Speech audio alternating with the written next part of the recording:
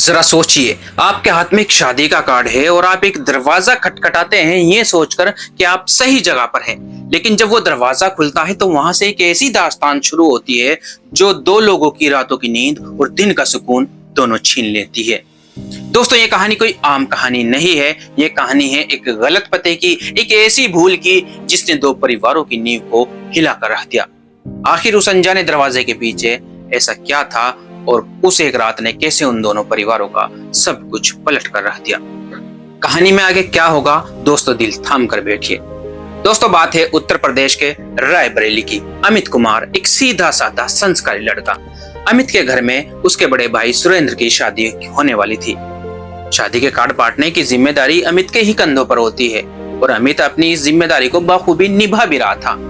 लगभग सभी कार्ड बंट चुके थे, कुछ ही कार्ड बंटने अभी बाकी थे और उन बचे हुए कार्डों में एक कार्ड केदारनाथ के नाम से भी होता है। केदारनाथ को अमित नहीं जानता था। वो नाम अमित के पिताजी उस कार्ड पर लिखवाते हैं और उसे बताते हैं कि केदारनाथ मेरे एक पुराने दोस्त हैं और ये कार्ड उनके घर जरूर पहुंचाना है। वो अमित को पास के ही एक गांव का पता बता देते हैं, क्योंकि दोस्तों अमित के पिताजी के पास उनके दोस्त केदारनाथ का कोई मोबाइल नंबर नहीं होता है। तो वो अमित को केदारनाथ के घर की निशानी के तौर पर बताते हैं कि गांव में जाने के बाद कुछ दूर चलते ही तुम्हें एक नीम का पेड़ दिखाई देगा। वो पेड़ केदारनाथ के घर के ही बाहर है। दोस्तों, छोटा सा गांव था तो इतना बता देना अमित के लिए काफी था। अमित वो कार्ड देने के लिए अपनी कार उस गांव की तरफ मोड़ लेता है और कुछ ही देर में वो उस अजनबी गांव में पहुंच भी जाता है। दोस्तों, अमित के लिए तो वो गांव अजनबी ही होता है, क्योंकि अमित उस गांव में पहली बार जाता है। थोड़ा सा चलने के बाद उसे एक मकान के सामने एक नीम का पेड़ दिखाई देता है।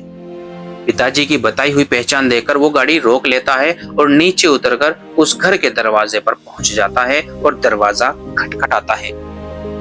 उसे लगता है कि अंदर से केदारनाथ जी, उनकी पत्नी जो काफी बुजुर्ग होंगे, वो आएंगे या कोई आम सा चेहरा बाहर निकल कर आएगा। लेकिन उस चौखट के पीछे जो तस्वीर उसका इंतजार कर रही थी, उसने अमित की दुनिया ही पलट कर रख दी। दोस्तों, दरवाजा खुलता है और अमित के सामने की 21 साल की बहुत ही खूबसूरत लड़की खड़ी थी, जिसे देखकर अमित को पल के झपकाना भी किसी गुनाह जैसा लग रहा था। लड़की का नाम था संजना। दोस्तों, संजना जैसे ही दरवाजे के फ्रेम में आती है, अमित के लिए वक्त मानो वहीं ठहर जाता है। सड़कों का शोर, हवा की सरसराहट, सब कुछ अचानक जैसे मध्यम पड़ गया हो और बचती है तो सिर्फ संजना की वो पहली झलक।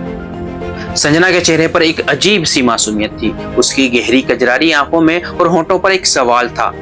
हवा के एक हल्के से झोंके ने उसके रेशमी बालों की एक लट को उसके चेहरे पर बिखेर दिया, जिसे संजना ने बहुत ही नजाकत से अपनी उंगलियों में उलझाकर कान के पीछे कर लिया। बस उस एक पल में, उस एक नजाकत में अमित अपना सारा होश गंवा बैठा। वो महज चंद सेकंड का वक्त था, लेकिन अमित के दिल के अंदर जैसे बरसों की प्यास बुझ गई हो। वो शादी का कार्ड हाथ में लिए बुत बना खड़ा रहा। उसकी आंखें संजना के चेहरे से हटने का नाम नहीं ले रही थी। उसे ऐसा लगा जैसे किसी मुसाफिर को सदियों से भटके हुए सफर के बाद आखिरकार उसकी मंजिल मिल गई हो। उसे यह तक याद नहीं रहा कि वो यहाँ किस काम से आया था। तभी उस खूबसूरत खामोशी को चीरते हुए संजना की मीठी सी आवाज अमित के कानों में पड़ी। संजना ने हल्की सी हैरानी से पूछा, जी कहिए। संजना की आवाज सुनते ही अमित मानो किसी गहरे ख्वाब से झटके से बाहर आया। उसने हड़बड़ाते हुए अपनी सुध बुध वापस बटोरी। उसका दिल अभी भी जोर जोर से धड़क रहा था। उसने अपनी नजरें झुकाई और अटकती हुई आवाज में पूछा कि अंकल घर पर हैं? संजना ने जवाब दिया कि नहीं, वो बाहर गए हैं। अमित ने कार्ड और एक मिठाई का डिब्बा संजना के हाथ में थमा दिया। अमित संजना को नहीं जानता था और ना ही संजना अमित को जानती थी। तो संजना अमित से पूछती है कि ये कार्ड कहाँ से आया है और तुम कौन हो? मैं तुम्हें तो नहीं जानती और मुझे तो तुम मेरे रिश्तेदार भी नहीं लगते। अमित संजना से कहता है कि मेरे पिताजी आपके पिताजी के दोस्त हैं, मैं उनका बेटा हूँ और मेरे बड़े भाई की शादी है, तो इसलिए उन्होंने आपके यहाँ कार्ड पहुँचाने को बोला है। इतना कहकर अमित वापस जाने के लिए मुड़ने लगता है। लेकिन दोस्तों, हमारे देश में मेहमान को तो भगवान माना जाता है, तो संजना के भी संस्कार ऐसे नहीं थे कि वो अमित को ऐसे ही जाने देती। उसने अमित को कहा कि बैठ जाइए, आप चाय पीकर जाइए। थोड़ी बहुत नानुकुर करने के बाद दोस्तों अमित वहां पर बैठ जाता है। संजना चाय बनाकर लाती है दोस्तों जब वो चाय का कप अमित को दे रही थी तो दोनों की नजरें फिर से मिल जाती हैं। दोस्तों वो महज एक पल था, लेकिन उस एक पल में एक अजीब सी कशिश थी, एक ऐसा कनेक्शन जो बिना कुछ बोले जुड़ रहा था। अमित ने जैसे तैसे करके चाय पी और चाय पीकर अब वो जाने लगा। जाते जाते उसने संजना से बस इतना कहा कि आप शादी में जरूर आना, मैं आपका इंतजार करूंगा। और इतना कहकर दोस्तों वो वहां से चला जाता है।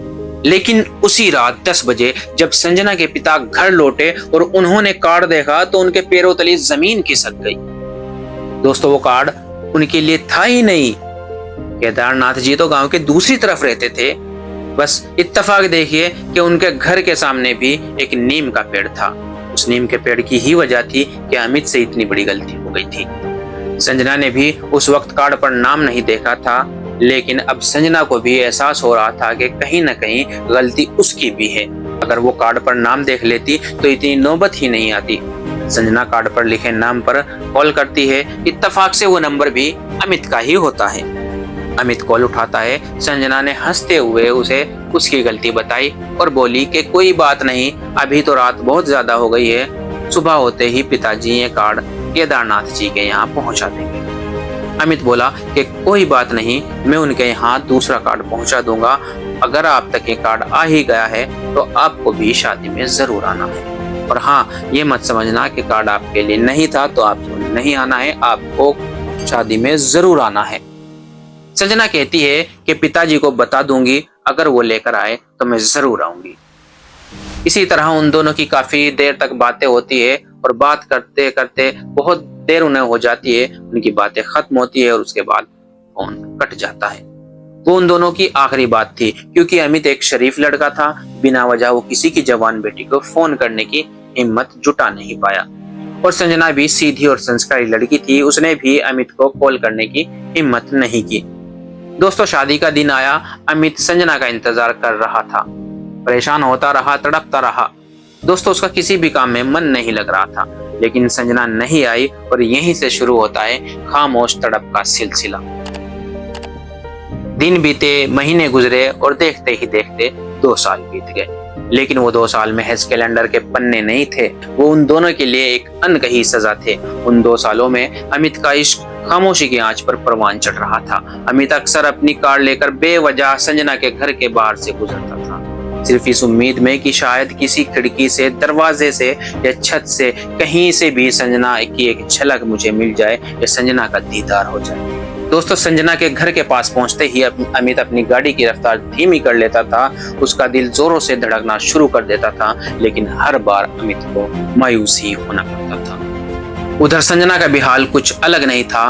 उस एक छोटी सी मुलाकात ने संजना के दिल में भी ऐसी जगह बना ली थी जिसे वो खुद नहीं समझ पा रही थी। उसने वो गलत नाम वाला कार्ड आज भी अपनी डायरी के पन्नों के बीच में संभाल कर रखा हुआ था। जब भी उसके घर के बाहर से कोई कार गुजरती, संजना के कदम ठिठक जाते, उसकी धड़कनें तेज हो जाती कि शायद अमित आया है। ये एक ऐसा प्यार था जो बिना इजहार के, बिना मुलाकात के, सिर्फ एक दूसरे की यादों में सांस ले रहा था। आखिरकार 2 साल बाद अमित के सब्र का बांध टूट जाता है। उसने फैसला किया कि चाहे जो हो जाए वो उस गलत पते पर दोबारा फिर से जाएगा। दोस्तों उसने मिठाई ली और फल लिए और अपनी कार से संजना के घर की तरफ निकल पड़ा। दिल जोरों से धड़क रहा था, क्या वो मिलेगी या बहुत देर हो चुकी है। उसके मन में हजारों सवाल दौड़ रहे थे। इसी कश्मकश में अमित संजना के घर पहुंच जाता है। दरवाजे पर पहुंचकर दरवाजा खटखटाता है। दरवाजा इस बार भी संजना ही खोलती है। नजरों से नजरें मिली और उसी पल संजना की आंखें छलक उठी। उसने भर्राई आवाज में कहा, मुझे लगा कि आप मुझे भूल गए।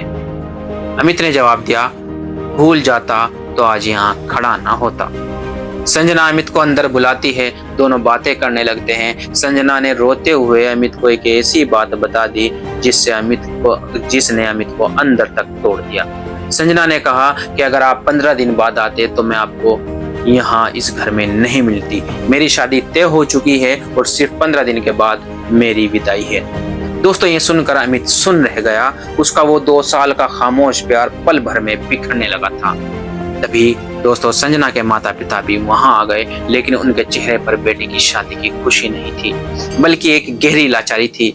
वजह थी लड़के वालों का घिनौना लालच, 3 lakh cash, bike, fridge, AC और न जाने इस तरह की उनकी कितनी डिमांड थी। लड़के वालों की मांग बढ़ती ही जा रही थी, जैसे वो कोई रिश्ता नहीं, कोई बाजार का सौदा कर रहे हो। अमित ने बहुत ही भारी मन से कहा, आंटी, इन दान दहेज के लालचियों के सामने आप अपनी बेटी को मत सौंपिए। अब आप हमें ही देख लीजिए, मेरे बड़े भाई की शादी में हमने लड़की वालों से 1 रुपया तक नहीं लिया। अरे उन्होंने बेटी दे दी, सब कुछ दे दिया। दोस्तों, अमित की इन बातों ने कमरे में एक अजीब सी खामोशी भर दी थी। संजना के माता पिता बैठे हुए अमित को ऐसे देख रहे थे जैसे घने अंधेरे में कोई रोशनी की किरण नजर आ गई। लेकिन समाज की बेड़ियों ने उनके होंठों को सिल रखा था, उन्हें खुलने नहीं दिया। अमित ने अपनी बात खत्म की, अपनी जगह से उठा। दरवाजे तक जाते जाते उसने एक आखिरी बार मुड़कर संजना की तरफ देखा। संजना एक कोने में खड़ी थी, उसकी आंखें आंसुओं से लबालब भरी थी, होंठ कांप रहे थे। वो कुछ कहना चाहती थी, अमित को रोकना चाहती थी, लेकिन एक मजबूर बेटी की तरह बस वो अपने दुपट्टे का कोना मरोड़ती हुई रह गई। अमित ने नजरें चुराई, कार में बैठा और भारी कदमों से, या यूं कहें कि एक भारी दिल के साथ वो वहां से लौट आया। रात के 11 बज चुके थे, पूरा शहर सो रहा था, लेकिन 2 अजनबी पतों पर 2 दिल करवटें बदल रहे थे। अमित अपने कमरे की छत को घूरे जा रहा था। उसे बार बार संजना का वो रोता हुआ चेहरा याद आ रहा था। वो खुद को कोस रहा था कि वो वहां गया ही क्यों। अगर गया तो उसे अपने दिल की बात कह देनी चाहिए थी। उधर संजना के कमरे में भी घुप अंधेरा था। सिर्फ खिड़की से आती चांद की रोशनी में संजना अपने हाथों में वो 2 साल पुराना शादी का कार्ड पकड़े हुए फूट फूट कर रो रही थी। वो कार्ड जिस पर अमित का नंबर अभी भी लिखा हुआ था। वो 15 दिन बाद किसी और की होने वाली थी, लेकिन उसका दिल किसी और का होने की उसे इजाजत नहीं दे रहा था। दोस्तों, आज उसने समाज, इज्जत, डर सब कुछ किनारे पर रख दिया। उसके कांपते हाथों ने आखिरकार वो नंबर डायल कर ही दिया जिससे वो 2 सालों से जिसके बारे में वो सोच रही थी। अमित के फोन की स्क्रीन पर एक अनजान नंबर चमका। उसने फोन उठाया और बोला, हेलो। दूसरी तरफ से कोई आवाज नहीं आई, सिर्फ सिसकियों की आवाज, किसी के रोने की आवाज। अमित का दिल जोरों से धड़का। वो समझ गया। उसने धीमी आवाज में कहा, संजना। इतना सुनते ही दूसरी तरफ जैसे आंसुओं का बांध टूट गया। संजना रोते हुए, हांफते हुए बोली, आप आए 2 साल पहले, क्यों नहीं आए? अब मैं आपके बिना कैसे जीऊंगी? आप मुझे इस हाल में छोड़कर क्यों चले गए? संजना के उन आंसुओं ने अमित के अंदर के उस डर को, उस झिझक को हमेशा के लिए तोड़ दिया।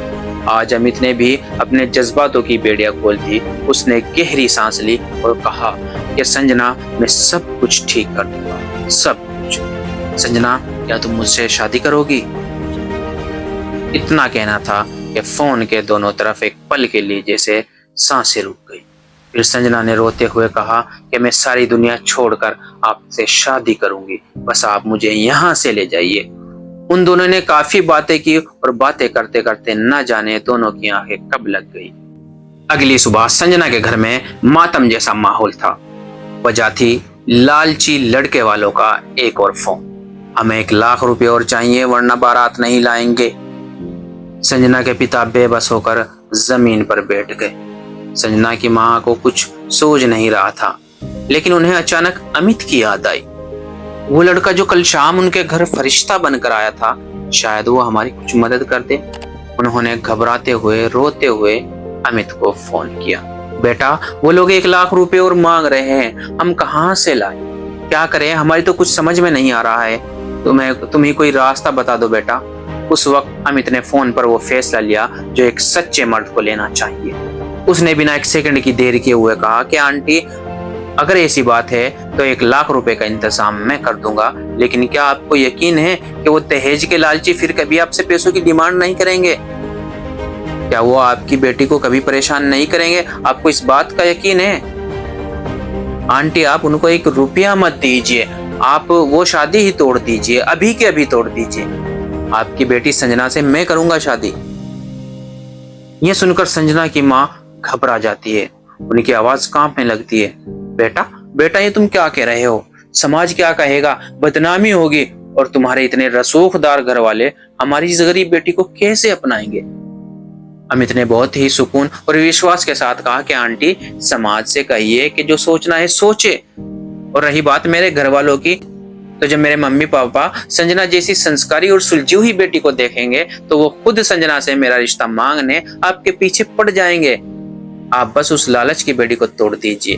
अमित ने जो कहा था दोस्तों, बिल्कुल वैसा ही हुआ। अमित ने अपने परिवार को सारी सच्चाई बताई। उसके माता पिता ने जब ये सुना तो उन्होंने बिना किसी गुरूर घमंड के संजना के घर जाने का फैसला किया। जब अमित का परिवार संजना के घर पहुंचा तो देखते हैं कि संजना सहमी हुई सिर झुकाए कोने में खड़ी थी। अमित के पिता ने उस लड़की की सादगी, उसकी आंखों की नमी और उसके संस्कारों को देखा तो उनकी आंखें भी भर आईं। उन्होंने आगे बढ़कर संजना के पिता के हाथ पकड़े और मुस्कुराते हुए कहा कि भाई साहब, इन लालचियों से रिश्ता तोड़ दीजिए, क्योंकि आज से आपकी ये बेटी मेरी बहू है। बस उस एक पल में संजना के घर में जैसे 2 साल का सूखा खत्म हो गया हो। खुशी के आंसू छलक पड़े। संजना के परिवार ने उसी वक्त उन लालची लड़के वालों को फोन किया और उनके मुंह पर वो लालच भरा रिश्ता तय मारा। जो शादी दिसंबर 2025 में एक बाजार के सौदे की तरह होने वाली थी, वो हमेशा के लिए रद्द हो गई और आखिरकार फरवरी 2026 में ढोल और नगाड़ों और पूरे मान सम्मान के साथ अमित और संजना का वो खामोश प्यार हमेशा के लिए एक पवित्र रिश्ते में बंध गया। दोस्तों, वो कार्ड गलत जरूर था, लेकिन आखिर में उसका कनेक्शन एकदम सही निकला। जब नीयत साफ हो और प्यार में कोई खोट ना हो तो ऊपर वाला आपको गलत पते पर भेजकर भी सही मंजिल तक पहुंचा ही देता है। अमित और संजना के उन 2 सालों के खामोश इंतजार ने साबित कर दिया कि सच्चा प्यार लफ्जों का मोहताज नहीं होता। दोस्तों, आपको अमित का लिया हुआ ये फैसला और ये कहानी कैसी लगी, मुझे कमेंट्स में जरूर बताइएगा। अगर इस दास्तान ने आपको भी अंदर तक छुआ है तो वीडियो को एक लाइक जरूर करें और अपने दोस्तों के साथ शेयर जरूर करें। मैं मिलूंगा आपसे ऐसी ही और एक और दिलचस्प कहानी के साथ। तब तक के लिए दोस्तों, जय हिंद, जय भारत।